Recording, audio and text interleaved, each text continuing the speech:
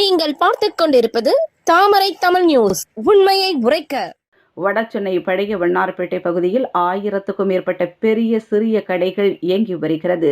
ஏனன் garden பகுதியில் சாகுல் அமீது என்பவருக்கு சொந்தமாக இயங்கி வரும் ஐ லுக் என்ற செருப்பு கடையில் பெட்ரோல் குண்டுவீச்சு சம்பவம் நடைபெற்றது. சாகுல் அமீது கடை நேற்றிலிருந்து பூட்டியே இருந்த நிலையில் இன்று பூட்டிய கடையின் ஷட்டரில் பெட்ரோல் குண்டை வீசி சென்றுள்ளனர். இருசக்கர வாகனத்தில் வந்ததாக கூறப்படுகிறது.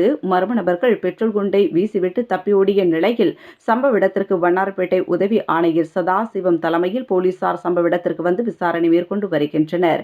கடந்த சில வாரங்களுக்கு முன்புதான் இந்த வண்ணாரப்பேட்டை பகுதியில் மாமூல் கேட்டு வியாபாரிகளை ரவுடிகள் வெட்டிய சம்பவம் அரங்கேறிய நிலையில் தற்போது பெட்ரோல் குண்டு வீசப்பட்ட சம்பவமானது வியாபாரிகளிடையே அச்சத்தை ஏற்படுத்தியுள்ளது.